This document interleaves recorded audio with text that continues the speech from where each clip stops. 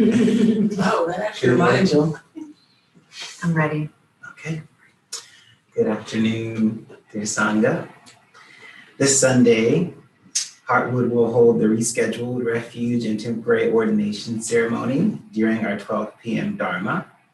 Sangha members who've already participated in a refuge ceremony are welcome to participate and repeat the 5 vows. If you choose to repeat the vows, please wear white and bring a flower or incense offering.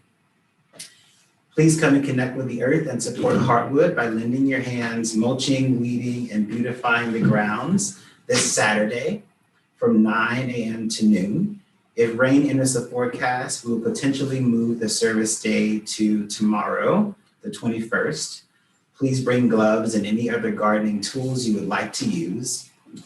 We'll see you there. Come, we would love to have you. Retreats coming up. Wild Heart Spring Retreat with Andrew Chapman and Reverend Mikey Noshel is May 24th to 31st, which is next week. There are a few more slots available, so you can go to our website if you would like to register. Venerable Panyawati is offering a new book study, tentatively beginning on Friday, May 21st at 4 p.m. The book is still to be announced, and you can go to our website to sign up for that. The novena prayers are continuing every third Thursday, and it starts between 5:45 and 6 p.m. Please send any confidential prayer requests for your loved ones to prayer@heartwoodrefuge.org. It's tonight. Huh? I said, and it's tonight.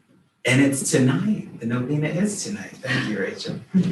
Fully vaccinated Sangha members are now invited to Heartwood for Tuesday, Thursday, and Sunday Dharma. Thrifty Treasures is still up and going, doing the thing. And if you can help us to continue building onto this wonderful new endeavor of ours, we are looking for volunteer support. If you're interested, you can email thriftytreasureswnc@gmail.com. Thank you for all the donations and dana that you continue to provide to keep us going here at Heartwood. You can visit our homepage and click on Giving to look at the options to do so. And lastly, please like, follow, and share on any social media platforms. I always say it, but it's a really small, but can be a really great way to help us to expand our reach of the Dharma. Thank you.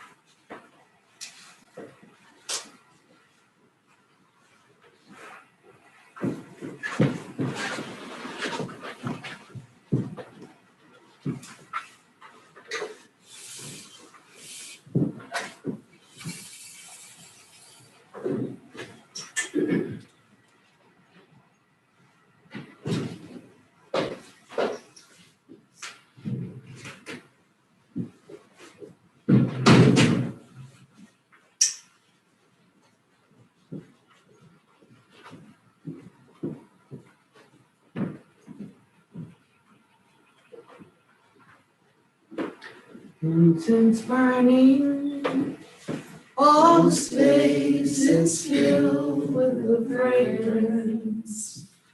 All Buddha smell it from afar. All auspicious clouds gather everywhere. With utmost sincerity, all Buddhas appear. We pay homage and offer clouds of incense to the Bodhisattvas and the Mahasattvas. We pay homage and offer clouds of incense to the Bodhisattvas and the Mahasattvas. We pay homage and offer clouds of incense to the Bodhisattvas and the Mahasattvas. Welcome, friends. I would like to complete a talk that I started, I think, last week. And I was sharing about how the Pali literature reveals a picture of the Buddha as like this charismatic figure. But if you really delve into it from a historical perspective, there's from a worldly side, a worldly perspective, he could also be thought of as a tragic spiritual leader. You know, we talk about the martyrdom of saints throughout history, and we're like, yeah, but Buddha was the only one like triumphant. You know, like even Jesus, they put him on a cross, and so, but we don't get these kinds of stories about the Buddha, and we could get the wrong idea of what his message was and what his example was if we don't take it in its full perspective. The thing about developing or building a priestcraft is that it shifts our focus from a total picture, and we become myopic in a certain way, only focusing on a certain thing, and we start to think that little narrow perspective was the whole story, the whole truth of it all. And before you know it, we're into some kind of delusion that's really based on our perception of things, and we're not taking everything in its totality. But you know, truth is true, whether it's good, bad, ugly, whatever, it is as it is. And it's not to paint a different picture. That would be the exact opposite of our whole journey, but it's to be able to see everything just as it is. And this world, this realm provides the ground of being for that kind of experience.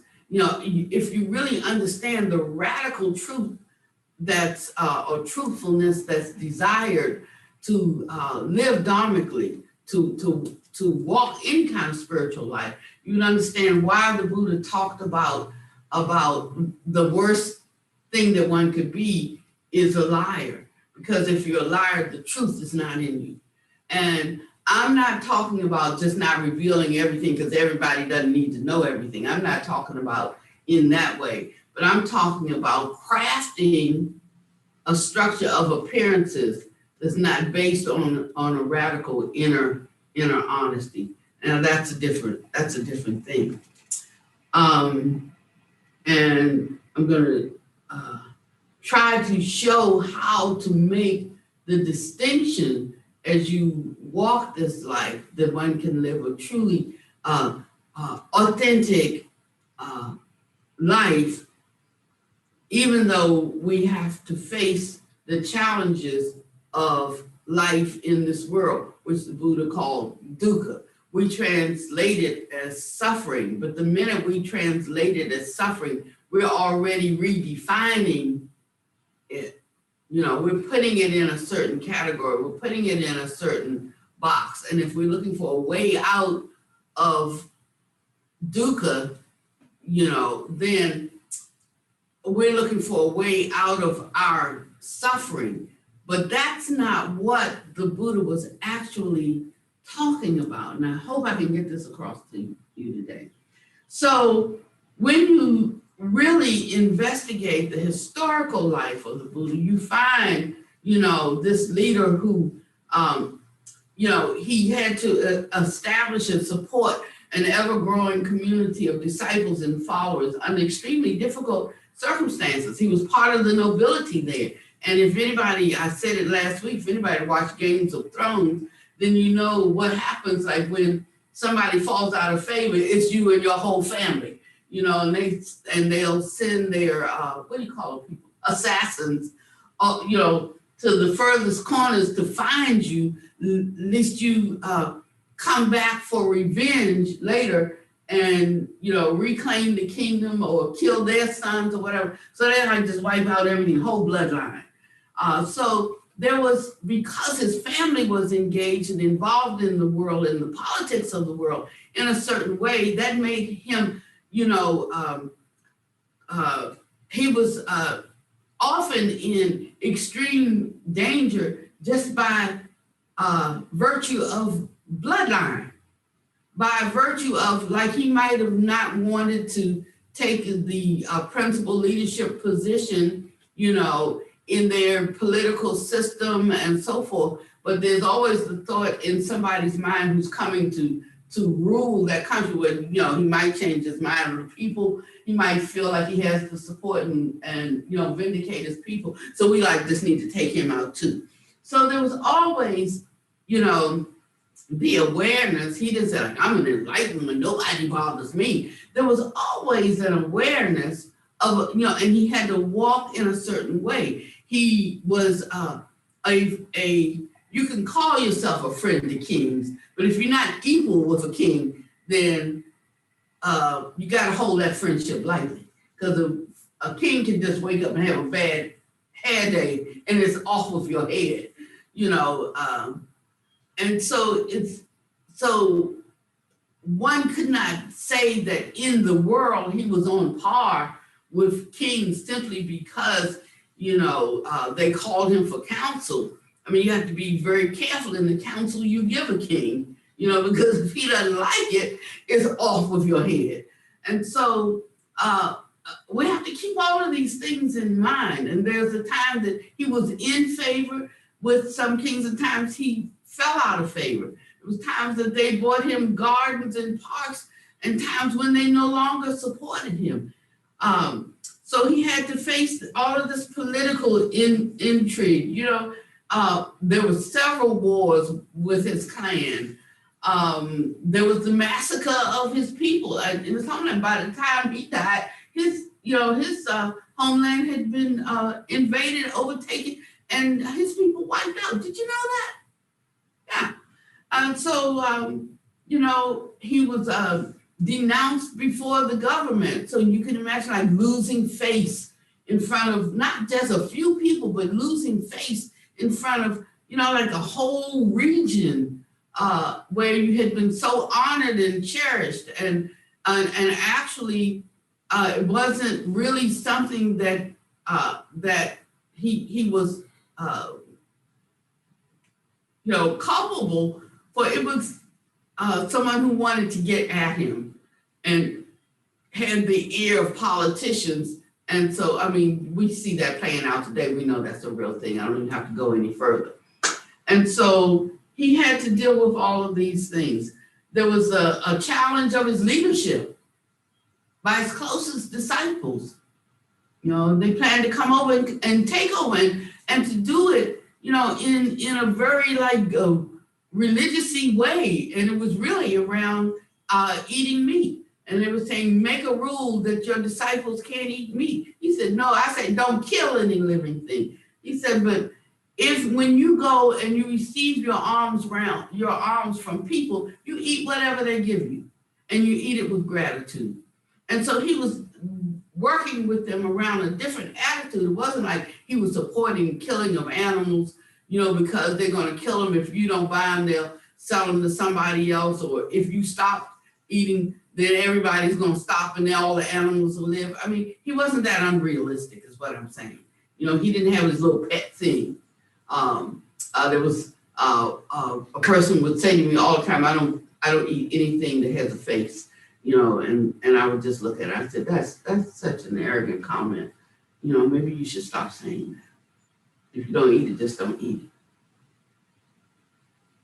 But sometime later, like maybe 5 years later, she came to me and she said, I really thought I was superior and better because I didn't. I said, I know you did. And so So there was this challenge to his leadership among his disciples. And then when he didn't turn it over, one of them tried to kill him. And he was not only his disciple and one of his leading disciples, he was also a family member, David Datta. There was the murder of one of his closest disciples, Sarah Putra. I mean, we always talk about him like one of the three chief disciples, but you know, they killed him. So getting enlightened wasn't a guarantee that you're gonna live this long, fruitful life, and that you know everything's gonna like come to you, and you're gonna have favor. And so if that's what you're thinking this is, you got a wrong understanding of it. You know, and that should be known. It should just be told because that's just the truth of it. And in the end, you know, his death was even suspect. You know, some say that he was poisoned, some say that he was already sick, and he was already sick because you saw that progression when he had to go and see the doctor, and when they were back at Bamboo Grove, he didn't even stay there. He was staying at the compound with his physician for the whole time for the months that they were there. So he was getting care, and he would talk about, but you know, you have to really tease this out. You need to look for it, or you just need to know. But the thing is that through all of these ordeals, the Buddha was able to maintain a certain peace of mind that was born through the factors of the enlightenment factors that became evident through his practice. So he didn't like just learn something over here that he could spit out and like tell everybody. And they're like, oh, you're so knowledgeable, you're so deep in the Dharma. Oh, he's a senior disciple. She's a mature nun. It wasn't like that. But it was, he said, you make a judgment after observing somebody for a long time. A long time. Because you come to know something that cannot be framed with words. There is an energy of its own that a combustion or something that comes together in a certain way that one can know.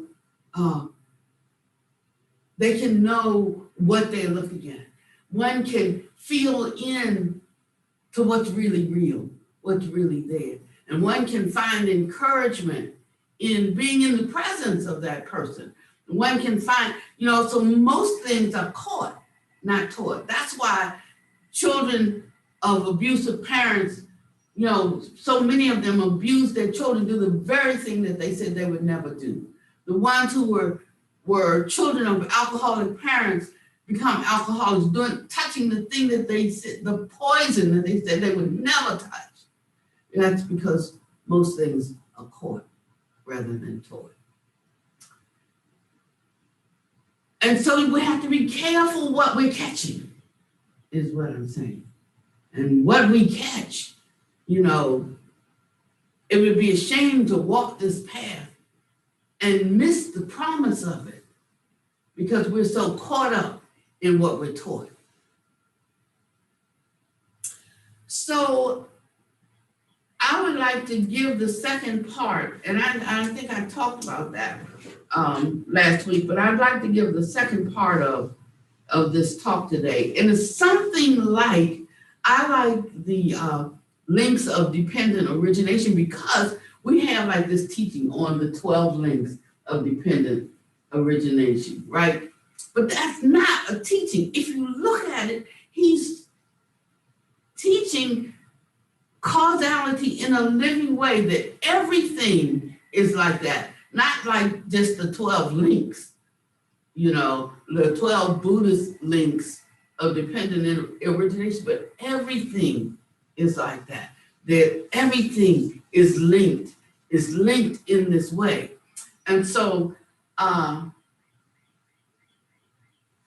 if one, he said householder, bhikkhu, and home leaver, So it wasn't just two, was it? It wasn't just householder and bhikkhu.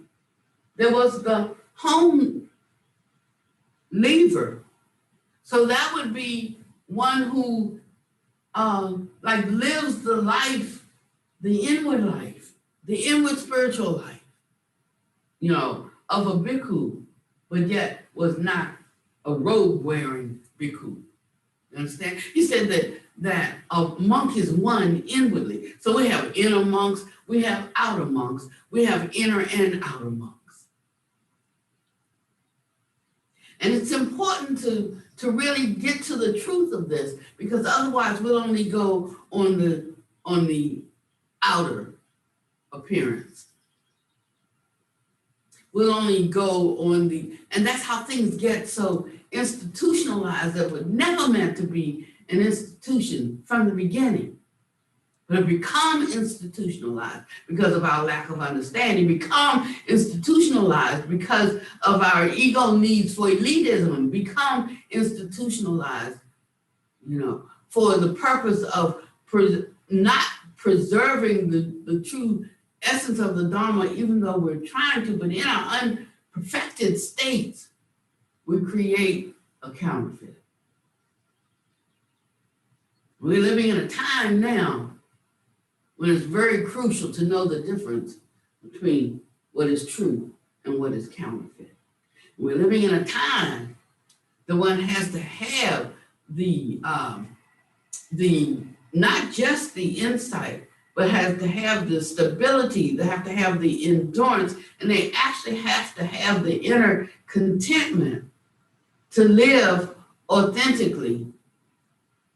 Because to live authentically in today's world is as dangerous as to live authentically in the time of, and I keep going back to it, the Game of Thrones, because everybody's so into that, you know, and whatever, you know, we take in abundance, you know, there's a resonance inside.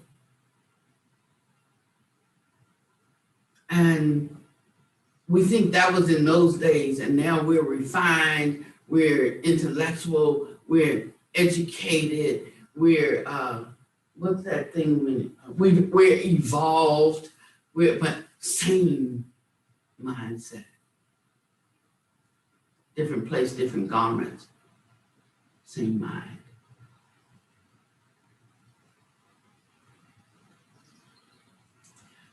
But we don't live in that time. We live in this time. So how do we seize the essence of a precious human life in this time? And that's when we start trying to craft a new Dharma for the modern age, you know, a new Dharma for contemporary people. A new Dharma for contemporary people.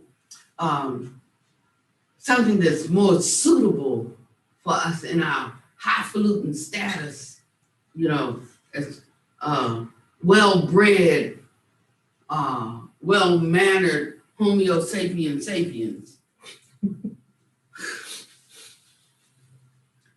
And so I want to go back to causality and the links of dependent origination. But this time around how we walk out our practice. And this is going to be good. And this is an obscure sutta, so it may be difficult to find, but if anybody wants it, I will, is there a way that we could post this at the end? I mean, I send it to you after it's over and you could. Send it to the people registered. Oh, this is registration class? Okay, great, then you can get it. So she will send it to everyone. So it says, there is discipline, and discipline is for the sake of restraint. So if I want to be a person who is capable of restraining oneself, then I have to undergo a discipline. Now, if I was already restrained, or I could restrain myself, I would not need discipline. I remember one time I went and I talked to my pastor, and because I was going to enroll in the military, and I stopped in the office, and he gave me this talk, and it all sounded really good to me. And they did paperwork, and then they wanted me to sign right there. And I picked up the pen, and as I was getting ready to sign, someone said, "Don't sign it. Tell them that you want to sleep on it."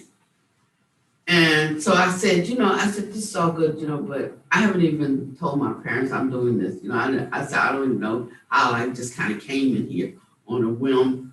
And I said, I just wanted more information. I didn't know it was going to go this far. And I said, I just wanted to just let my family know what I'm doing. So I'll come back tomorrow and sign it. And that guy went ballistic, trying to get that signature right then, right now, like, sign it, soldier, like, and I left there confused, all that nice flowery talk and, and all of that went completely out the window when I went sign on that dotted line in the recruitment office. So I called my pastor that night and I said, I don't even know what provoked me to go in there. And, she said, you recognize that you're out of control. She said, and you want that discipline. She said, but you don't have to go into the military to be disciplined. You can discipline yourself.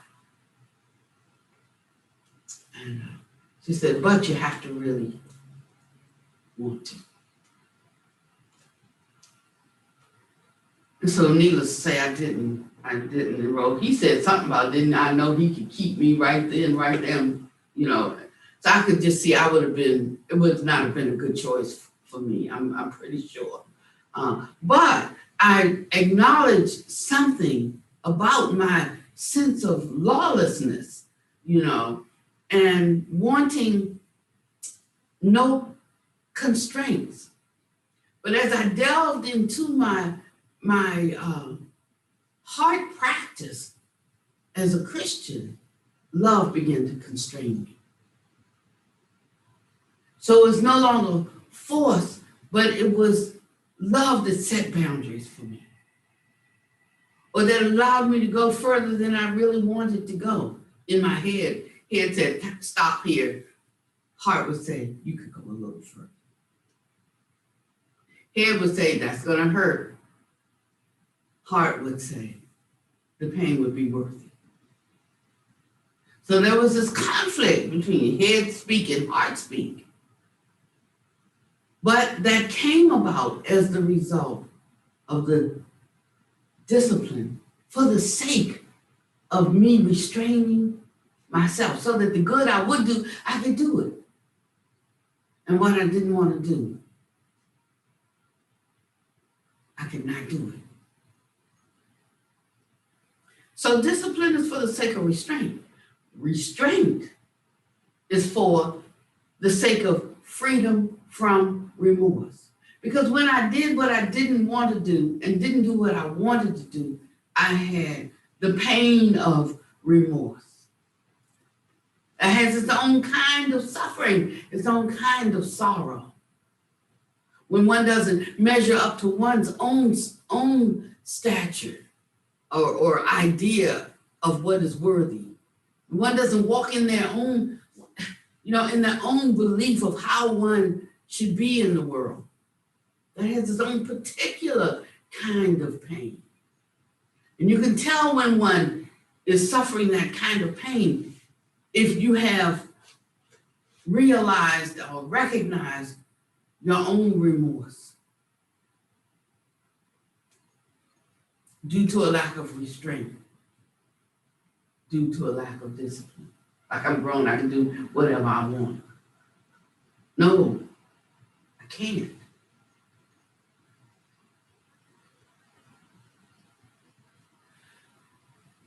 And so this remorse that one gets, how it becomes like a nagging thing. So we do, excuse me one second. Could you step out and check that ding that came in? That might have been the truckers saying that they're thrifty treasure trying to unload and nobody's there. Thank you, sorry. So if that's the case, a couple of you might have to listen to this. Somebody might have to run up there. We can't control truck it, right? We can only show up when when they're there. So this remorse is because one feels like they have failed themselves. And there's a bitterness even that sets in, especially when they tried so hard.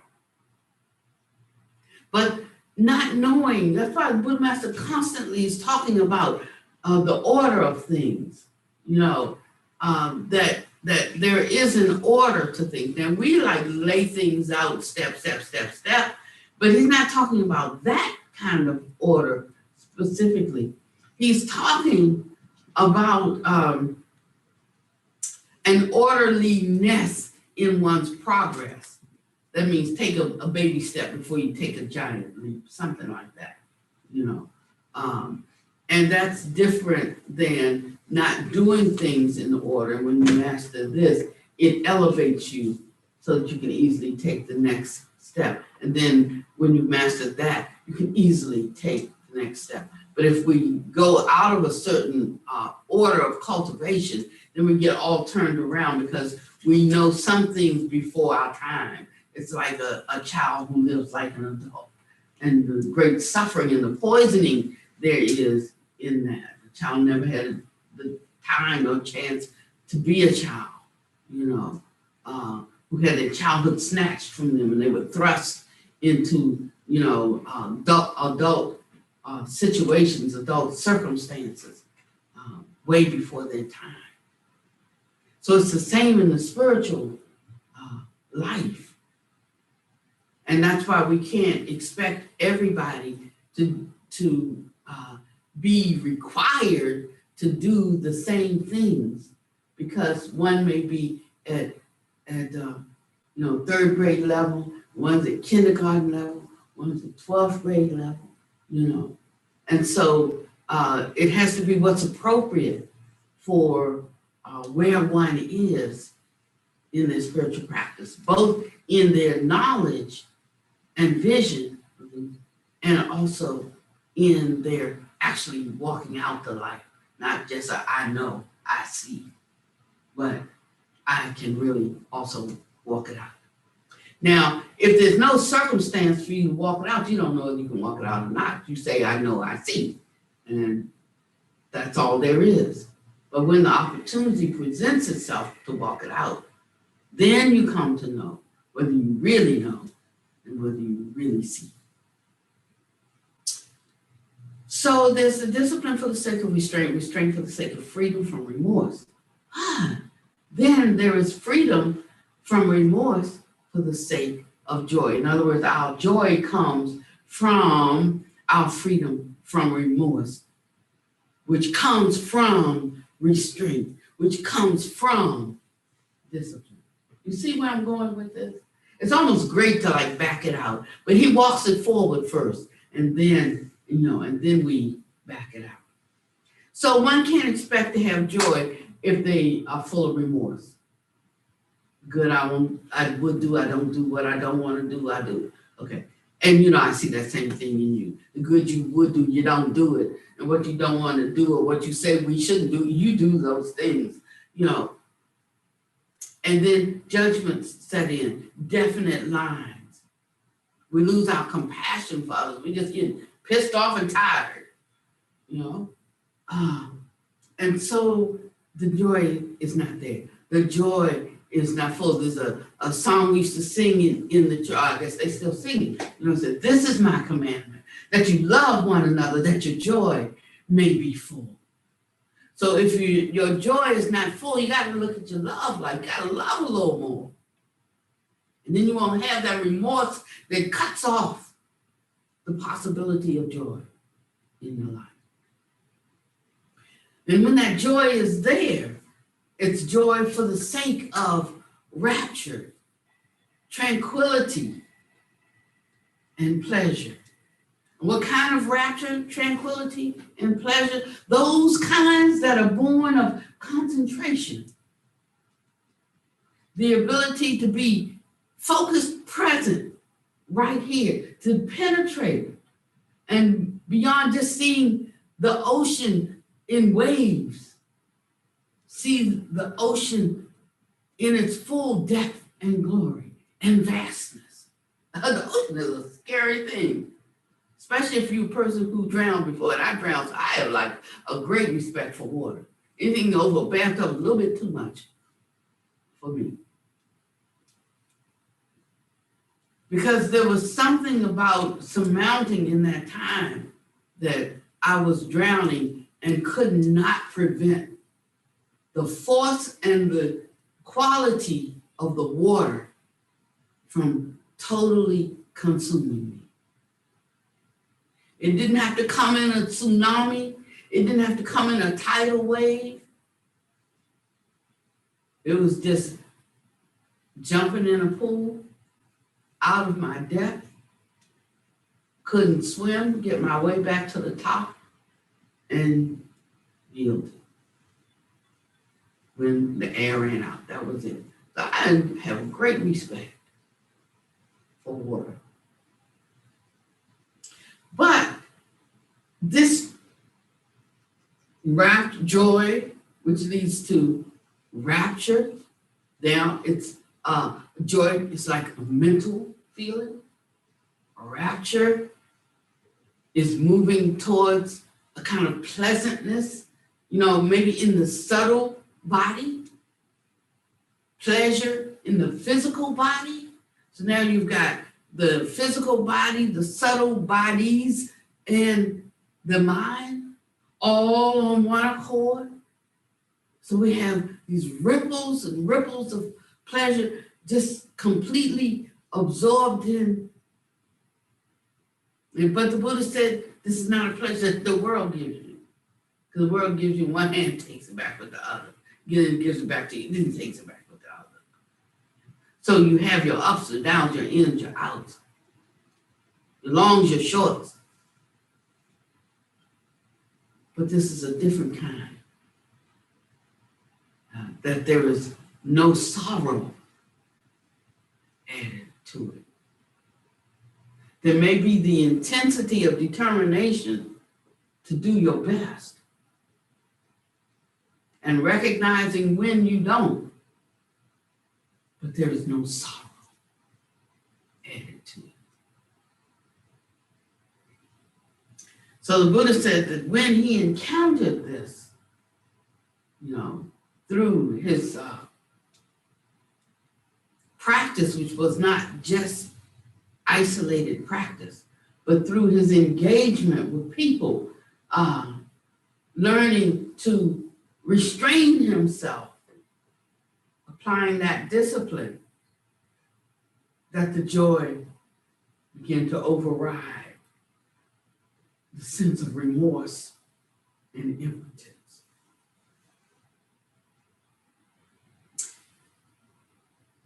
And then he said, at first I was afraid. I was afraid of this kind of pleasure, but then I thought, why should I be afraid of this pleasure that's not born from this world? He said, and then I wasn't afraid. And he was able to enter into the fullness of it. What's holding you back? What are you afraid of? This whole notion of this identity, this self it's holding back. Again, that's some, and I got to hold a little bit back for me. What are you afraid of? If one is so sure that taking this step every day is new, this new every morning, and yet afraid to go all the way. Because you must be something I'm giving up. And one will step out and see and didn't give up anything. And then come back this way. And after a while I'll say, but I hadn't experienced everything. And then I'll go back again. And life disappoints them because they're looking for something that the worldly life can't give them. And then they come back this way. But that's why he addressed the bhikkhus who stepped out of that world of life. He addressed the householders who were fully in that life, and he addressed the home leavers. And it didn't say that they were like wishy-washy, couldn't make up their mind, couldn't make a choice. He didn't say that. He just said there are these three categories. So if you thought there were two, he said there are three.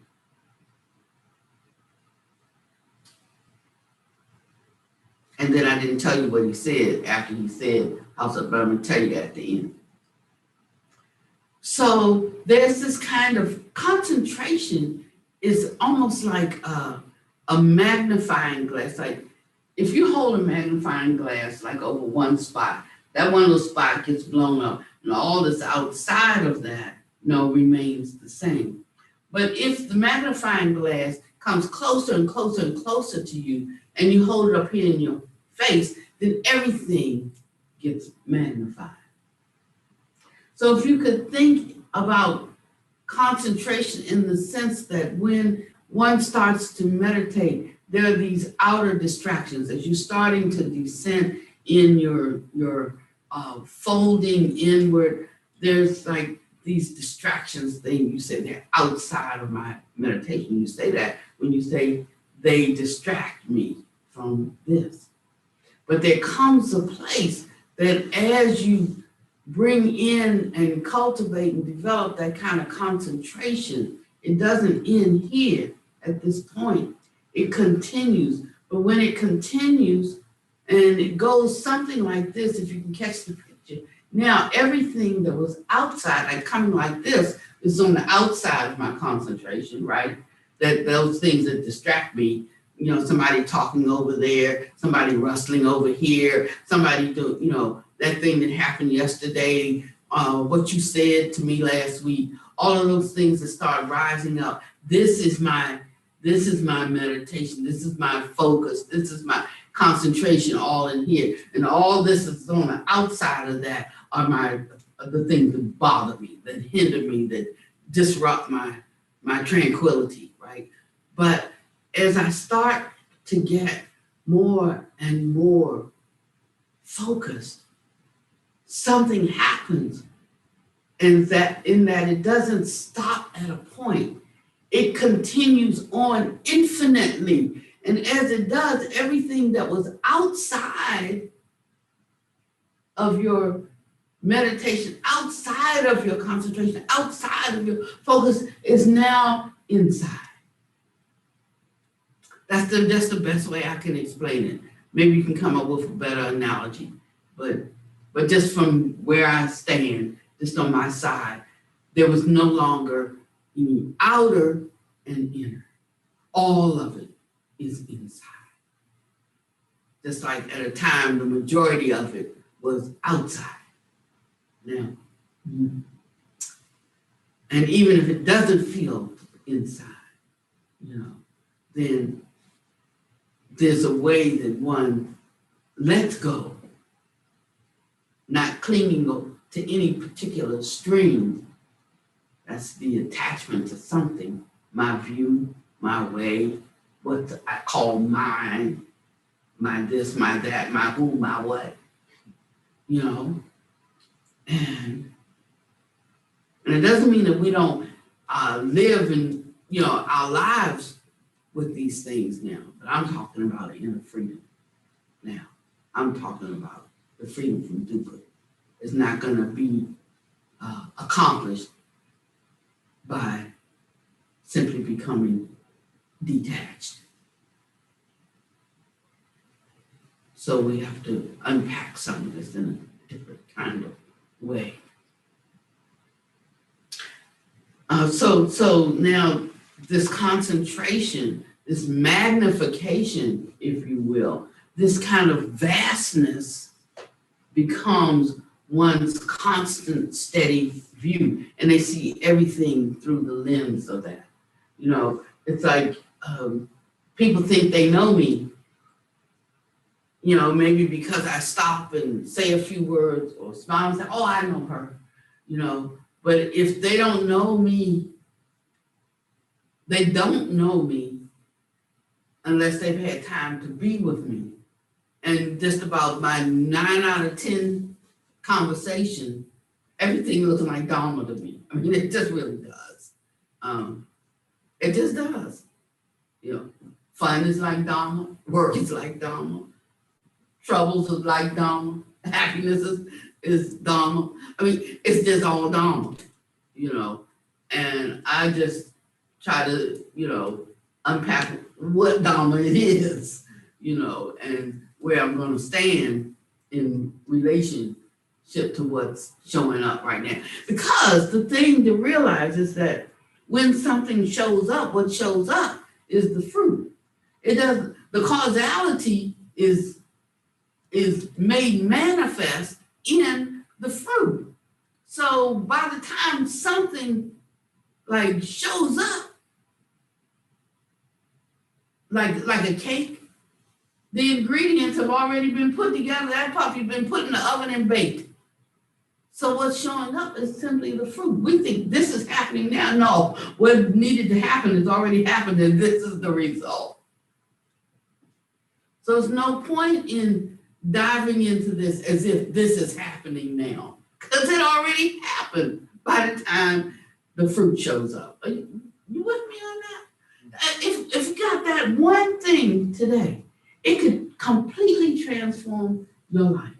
Because you wouldn't feel like at any given minute you had to do anything, you know, to prevent something, because you can't prevent what's already ripened. You can only act in the moment that something won't show up later. It's just like this, you know. And we would live easier. We would make decisions that we have to make. We would not blame so much. We would just recognize cause and condition. We would, but that takes something.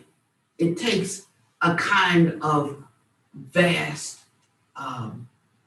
magnification instead of constantly pinpointing one little thing or one little area. It takes something. It takes a platform of bodily pleasure and subtle energy, tranquility, you know, and rapture, mental tranquility, and the rapture of the subtle bodies to be able, you know, to allow that kind of concentration. It takes joy to have that complete mind-body experience and coupled with view or perception.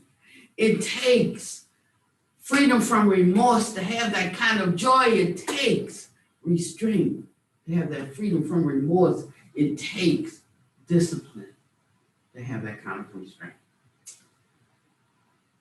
If this was the only Dharma passage, we could all get enlightened. If you didn't have anyone, you know, we got all of this text, all of this books, all of these sayings, and we got it in Pali, and we got it in Tibetan, and we got it in Chinese, and we got it, and now we even have it in English. But you know, it doesn't take all of that. All of that is pretty much saying the same thing in 84,000 different ways. We could take any one of them. Some people only got to hear one Dharma talk. Some people didn't even get to hear a talk. They heard that somebody gave a talk that changed their friend's life, and they had to get it secondhand. Sometimes we have too much information. That's why I love Buddha Master's teaching. You like break all that stuff down, and like it's like this. It's very simple. You know, do this, do this, do this, do this, do this, do this. That's it. Just do that. And you say, oh, I understand. You come back 3 years of suffering. Oh, yeah, I understand. You come back 10 years of suffering. I got it now. You come back 15 years later. I I get this, and so, but if we just stay with it, keep it simple, KISS, keep it simple.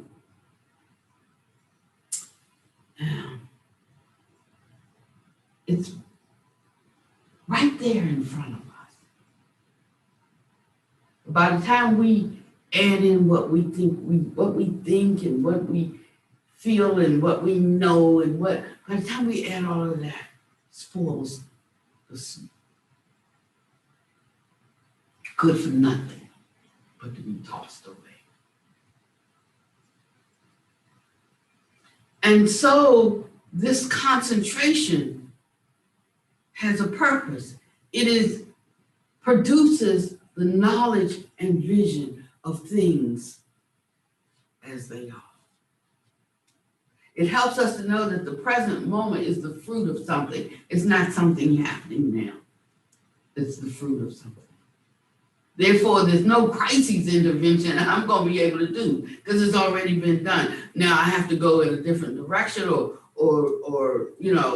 reassess or whatever. And you can do that without being sad, without being mad, even without being glad. You just do it. But you can do it sad, mad, or glad. You get to choose. It's your life. But what I'm saying is that we start looking, we shouldn't just, like flippantly use these words that we have, this Buddhist jargon, like seeing reality as it is. So when somebody starts talking that stuff to me, like, then I got lots of students, like, I have a Dharmacharya class, and boy, they have been given a textbook of speak, an experience has been crafted, saying this is the experience, and they like gung-ho with it. So it gets to be, I was gonna say a challenge, but if I make it a challenge, it's a challenge, right? So I won't say that.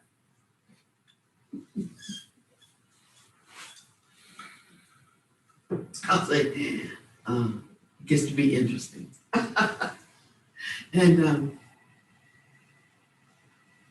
And funny, I can laugh, not because it feels so good, but because I see the truth of the moment, good or bad or ugly. So there's this concentration and it serves a purpose. So when you say, oh, you don't need that concentration, so you just need enough to get into insight, right? But the thing is that without the concentration, you're not gonna have the insight. That's it. And so you don't need a little bit of concentration and then go on to insight, because insight is the fruit of something. So little insight, little concentration, little what? That's right. Little concentration, little insight. And that knowledge also produces a vision of things as they are. So now we are building a structure of appearances, right? So the way things show up in your world, you don't have to blame anybody for it, because we're constantly crafting the structure of appearances.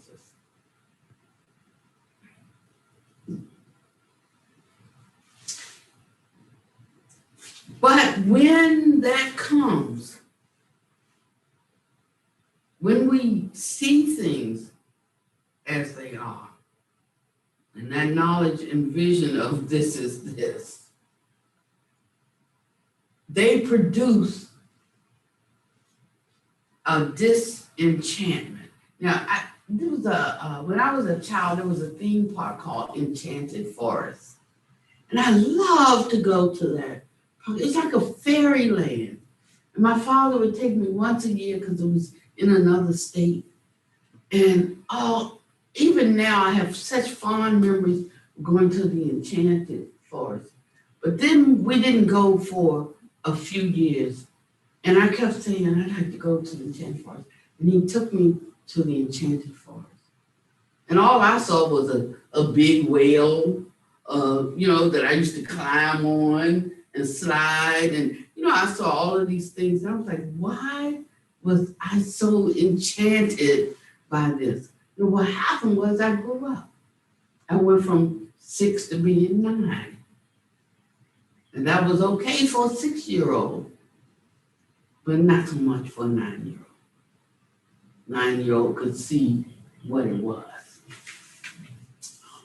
And so this disenchantment that we have with life isn't that we like just start hating everything and we start hating everybody and we start, feeling out of sorts and like we don't belong. There's a song I like. I know some people like raise their eyebrow, that's okay. But I like the song and it's called Creep. And I, like he kept saying, what in the world am I doing here? I don't belong here. But now I'm seeing things more like they are. I absolutely belong here. Because I know what's in my mind. I know what's in my heart. I know what's in my thoughts. I know the things I do. What other place could I be? Could such an evil one be in a pure land? I don't think so. Because the land becomes what we are. Now, I'm not on flagellation, beat myself up, so if the word evil, I guess, trips you up, just substitute that for something, a euphemism that you're more comfortable with. So it's like that, so there becomes a disenchantment with the world. We just start seeing it as this. People say, how could you give up this? How could you give up your affection for your children? I didn't give up my affection. I just gave up my clinging to them. And there's a difference. I can't explain it to you if you don't know it. You have to figure it out and know it for yourself. But, or why'd you stop, partying and this and that? I didn't just wake up one day and say, I ain't gonna party no more. That's evil, that's wicked. It was like, am I having fun yet? I thought I was last night, but now, today, I'm thinking about not so much. I took responsibility when I went to, I tell the story of being raped by my boyfriend's best friend, but part of that was I went to a party that night where everybody was spiking. I wasn't necessarily spiking the punch that night, but but we always were dropping, acid in the punch. It was back to the 60s, just product of that generation. Dropping acid back in the punch and and I'm drinking it, and suddenly I'm in the middle of the floor doing Inagata and Davida because I'm pissed off because he's there and it looks like he's giving too much attention to some other girl, and he actually did. He told his best friend, take her home for me. So I accepted responsibility. Like all the women that had been raped in the world came after me because I took responsibility. So that didn't give him the right to touch her. I'm not saying it gave him the right. I never said that. But I totally took responsibility for putting because I can tell you one thing, if I had been in my right mind, it wouldn't have happened. I can tell you that. And I found me on a slab somewhere because her sister would have been fighting for her life. She would have whooped him good. But so, I'm just saying that we can come to a place that we can take responsibility for that part that's ours. We can leave what's on somebody else there. But what do you do? Because that's in the past. That is not now. So how do you create the future, your future? It depends on what you do now. It depends on the mind stream that you are cultivating and developing now. So, the Buddha told us just stop doing evil, do good, and purify your own mind. That's what he said. But we're all in other people's minds. What they doing, what they thinking, what we think they thinking. they're thinking, what we think they're doing. And then what all we're doing is we're digging up the imperfections, the weeds in our own soil. So we have to leave that alone. Once one steps out of the line of line of fire, or the line of steps off the road, that's as far as you gotta go in crossing the street.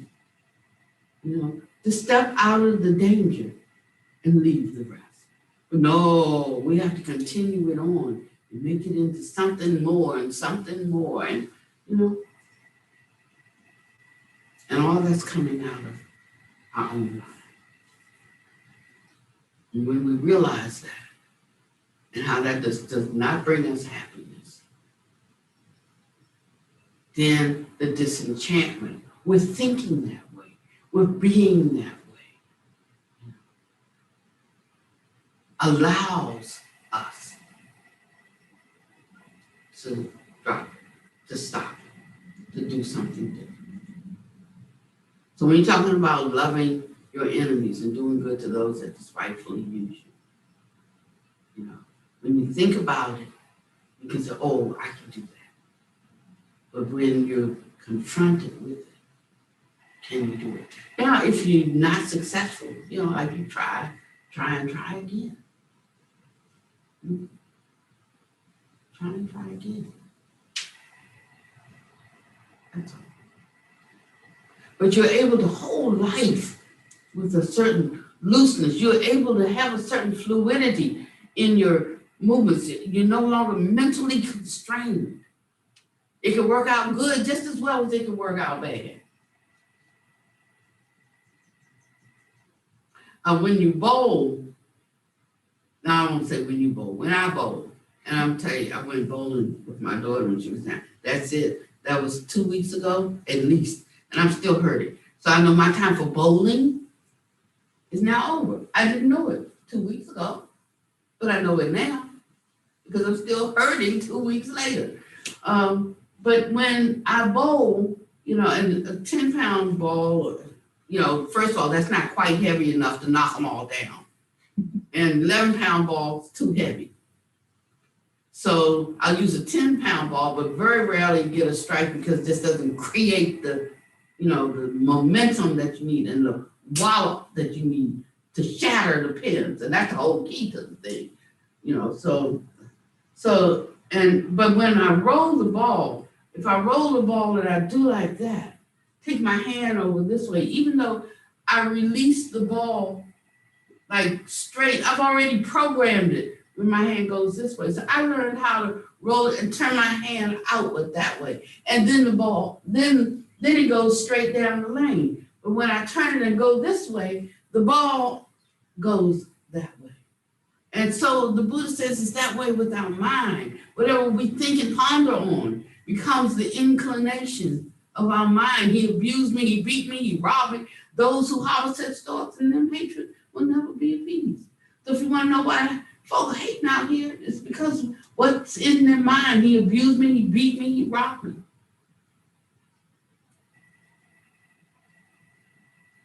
Or I abused him, beat him, and robbed him. And if he gets the upper hand, he's going to come and do worse to me. I mean, that's the other side of that. Just saying. And so there's always this fear. That's what also goes with remorse. Fear. I did this to somebody. What if they did that to me? This happened to somebody. What if that happened to me? I'm going to have to set things up in my life so that can't happen to me. And so we have all of these kinds of thoughts. And instead of stepping out of dukkha, we step further into dukkha. But the dukkha is just the reality of being this plane of existence. And it brings mental dukkha, it brings physical dukkha. It brings mental and physical dukkha. So how do we get out of there? It starts with a mind that clearly sees this, becomes disenchanted. Not in that surface way of I'm bored, or I'm disillusioned, or I'm disgusted. But they see the futility of expecting anything better in this reality. And we say, oh, that's so negative. It's not negative. It's just how it is. And when that disenchantment, that expectation that life owes me something, life should be good, when that expectation is released, life can give you something, and life can be good, in spite of what may be happening, you see. So that kind of life can be good, life can give you something, is the budding of release. But release cannot come until there is disenchantment. It's like there's a story of the monkey, and he puts his hands in the peanut jar, and if he just got one or two peanuts out, he'd be able to eat the whole jar. But he takes a great big hand, and now he can't get his hand out of the jar. I'm like, let go of the peanut. No, won't let go of the peanuts. He can't get his hand out the jar. And that's how we are. Because of our craving and our grasping and our clinging.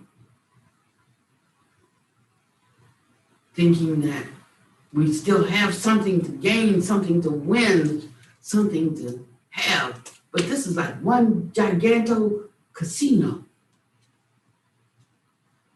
And the house always wins. So we go into the casino expecting to win. I don't know what to say about you. Now, occasionally somebody wins this time or that time. But it's set up, it's designed a certain way. And it's a business.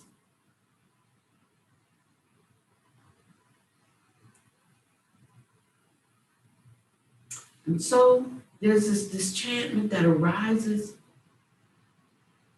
and that's what allows release. And release for the sake of knowledge and vision of release.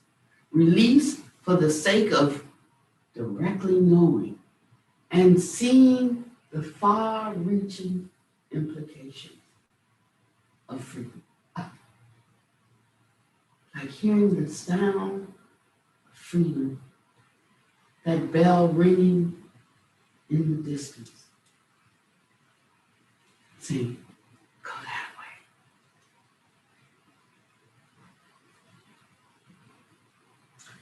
And that knowledge and vision of release allows total unbinding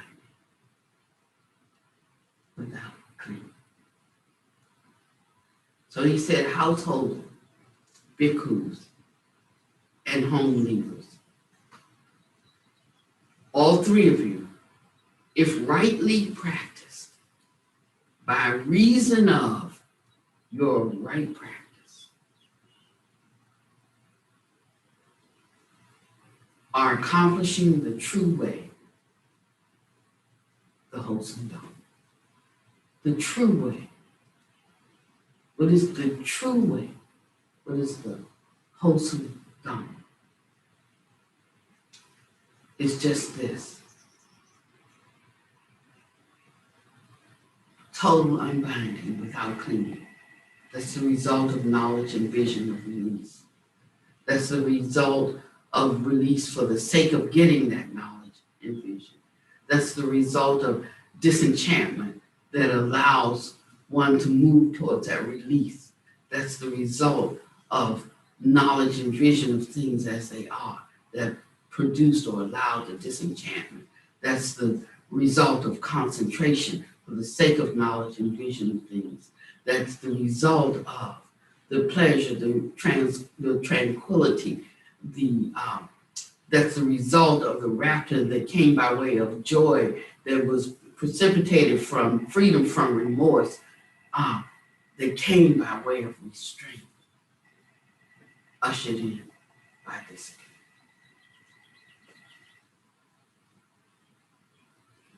And that's all I have to say for today. May you be well and happy and peaceful. May no harm come to you, no danger. May you always be able to meet the inevitable difficulties of life. And I will have her add this passage. Thank you. So good to see everybody today. Thank you, Venerable Nawari. Good to see you, hear you.